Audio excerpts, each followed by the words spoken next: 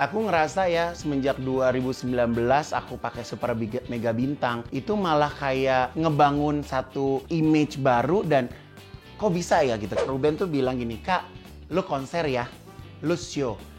Dalam hati aku, show lagu aja cuman punya satu, mau ngapain nih gitu kan. Nah Ruben tuh kan karakternya kalau dia udah punya mau kan pokoknya harus kudu gitu.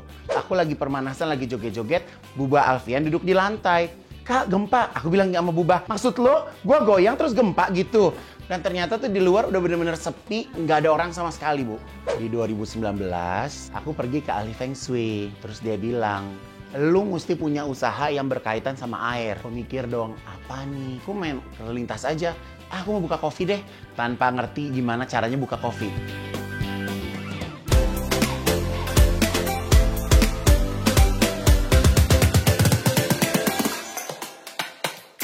Hai friends, apa kabar? Selamat datang kembali di channel aku, Ati Nurwahyuni Channel, di Click with ANW Vlog. Kali ini alhamdulillah finally ketemu juga sama super duper mega bintang yang schedule-nya itu udah di reschedule 10 kali ya? Iya, lebih Bu.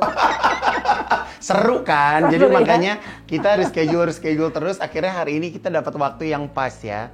Dan aku hari ini mau ngajak Ibu datang ke butik aku di wilayah Kemang.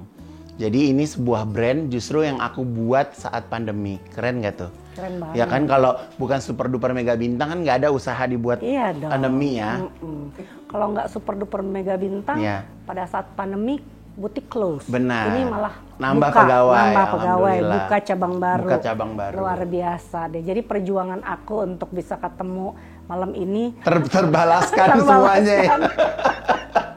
Sebenarnya aku tuh hari-hari juga nggak terlalu sibuk-sibuk banget sih Bu. Jadi kan memang masih brownies dengan, jadi jadwal aku tuh lumayan rapi sih setiap hari gitu. Tapi memang akunya nggak terlalu sibuk, tapi tim-tim lain yang nyamperin aku ada di mana gitu. Jadi kayak walaupun TV jalan terus, syutingan jalan terus, tapi beberapa usaha juga terus jalan gitu karena ya koordinasi antara aku sama anak-anak buah tuh memang ya kita sebisa mungkin tuh ketemu di titik mana aja gitu. Jadi makanya kita ya alhamdulillah mau selesai 2020 nih kita alhamdulillah masih selamat lah. Iya, bahkan lebih sukses ya. Amin.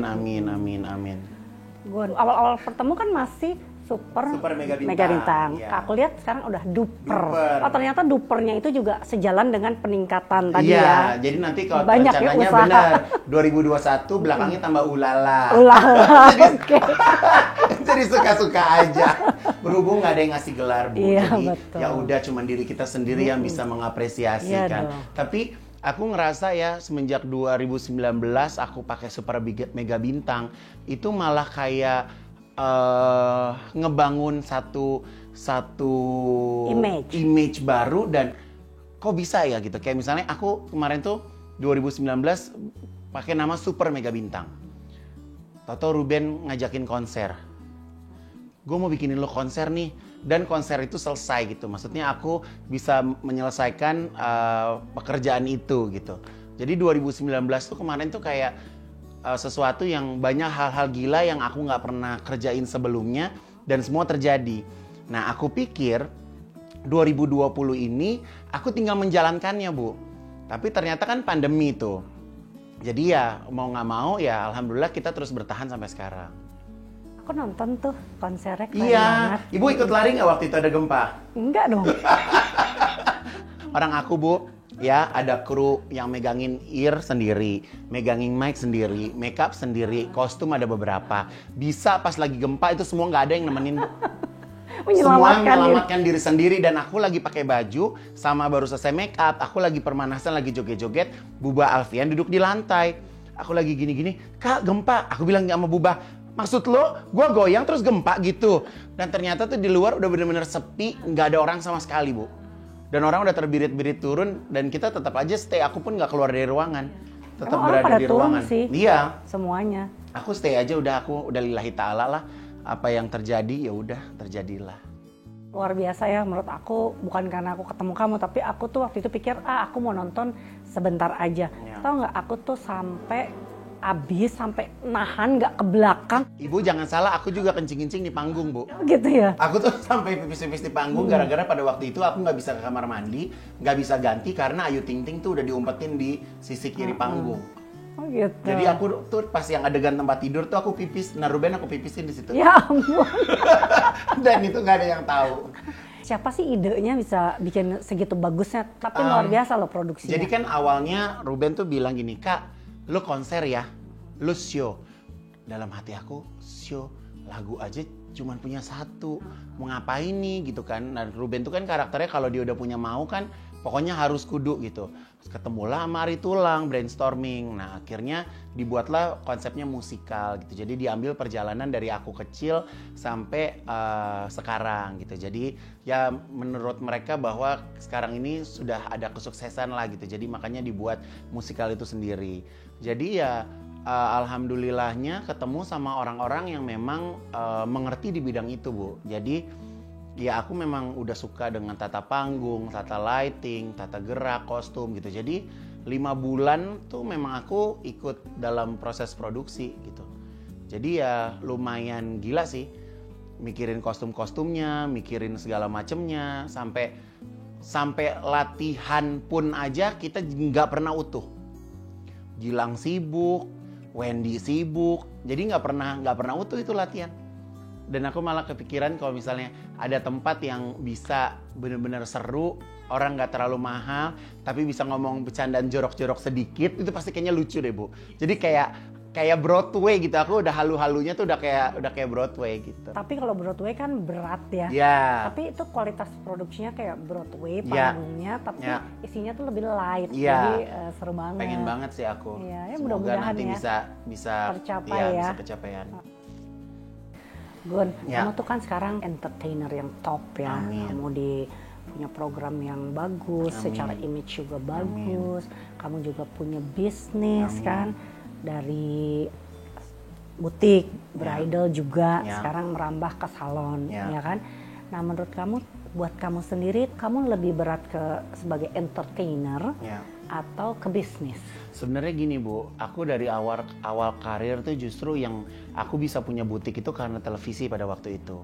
Jadi pada waktu itu tuh aku mulai dipercaya di SCTV waktu itu awalnya. Igun ada salon rumpi gitu. Jadi awalnya tuh bener-bener nabung tuh dari TV, Bu, gitu. Dan menurut aku pekerjaan televisi sama pekerjaan bisnis itu sesuatu yang bisa kawin dan jalan bareng sebenarnya.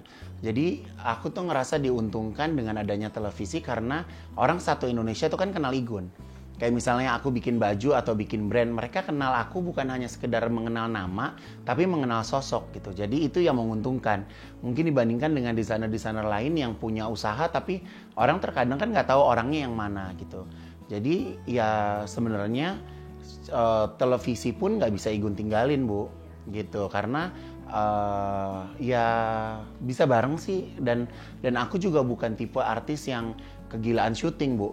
Malah aku yang lebih sering kayak nolak-nolak, kayak kira-kira ini acaranya nggak aku banget, apa kayaknya nggak perlu ada aku juga, sebenarnya nggak apa-apa juga gitu. Jadi aku sering banget yang kayak gitu. Jadi dalam satu hari itu aku harus ada waktu 4-5 jam tuh untuk urusan bisnis gitu. Jadi makanya kalau sekarang syuting di Brownies kan jelas waktunya, jam 12:30 sampai jam 2, habis itu Igun free. Masih ada beberapa jam untuk Igun bisa ke butik.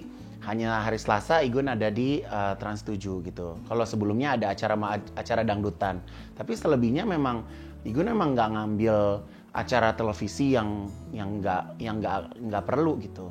Supaya bisa mengerjakan pekerjaan lain. Gitu. Jadi ya kalau aku sih sebenarnya ya alhamdulillah gitu. Setiap program yang aku bawain panjang. Jadi aku punya waktu buat bernafas, aku punya waktu buat muterin honor aku juga yang ada di TV gitu. Karena memang sedikit banyak ya tidak dipungkiri bahwa apa yang aku punya ini ya justru memang dari TV juga gitu. Apalagi kayak pandemi kemarin tuh aku mikir kalau aku hanya hidup bertahan dari uang tabungan, saldo aku juga nggak bakal nambah, Bu, gitu. Jadi aku berusaha untuk membuat satu usaha yang aku bisa masih bisa lah aku pakai uang aku sendiri gitu. Walaupun untung, rugi, laku atau enggak kan namanya kita usaha kan pasti ada naik turunnya, Bu. Tapi ya semuanya aku coba aja, aku usaha gitu. aku lihat kan kalau misalnya kamu di bisnis garment ya, itu kan ada kreativitinya juga kan. Nah, tapi kamu juga masuk ke food and beverage. Nah, menurut kamu gimana? Jauh nggak dari jadi gini Bu kreativitas? Ceritanya. Jadi ini awalnya gini, di 2019 aku pergi ke ahli Feng Shui. Terus dia bilang, lu mesti punya usaha yang berkaitan sama air. Aku mikir dong, apa nih gitu kan. Nah kebetulan aku ada ruko di BSD.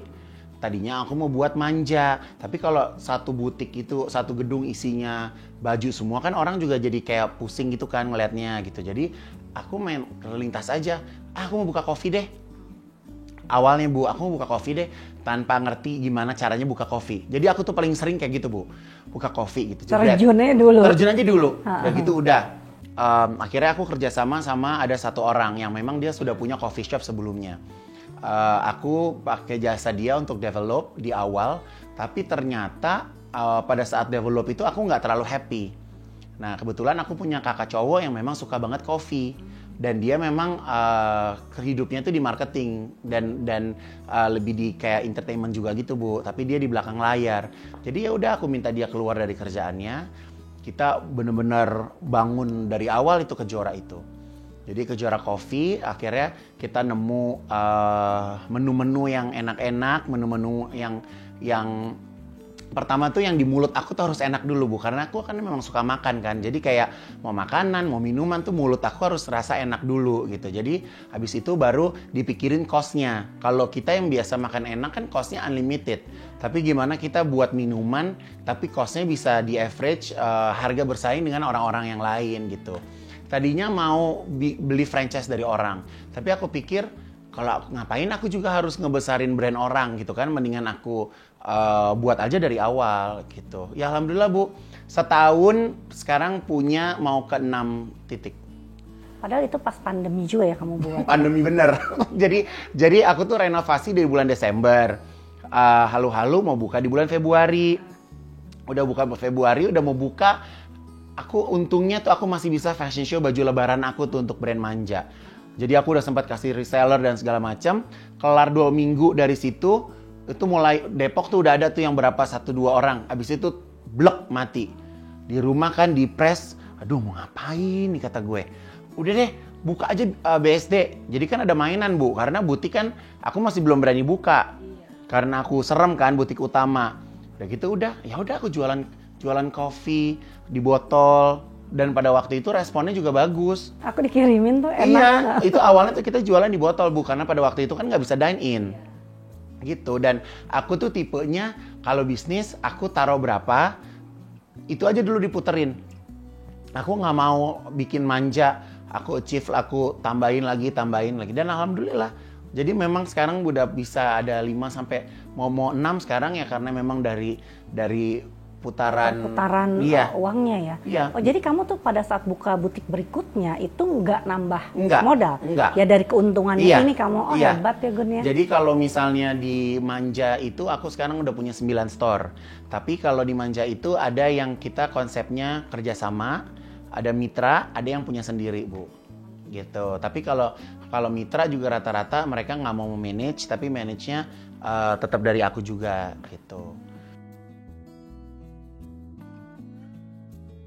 Tapi kalau orang kerja sama aku, kayaknya harus tutup kuping ya.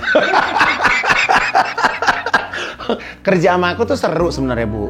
Tapi kalau lagi serius ya kan, ini kan raganya ada setengah perempuan setengah laki-laki ya. Jadi kalau udah teriak ya udah berapa oktav. Tapi kalau udah selesai ya selesai. Zaman era-era Igun pengen jadi Krisdayanti Bu, masih akarnya keriting. Abis ke merong-merongin. Lu sampai ngebul. Sampai naik tuh asapnya.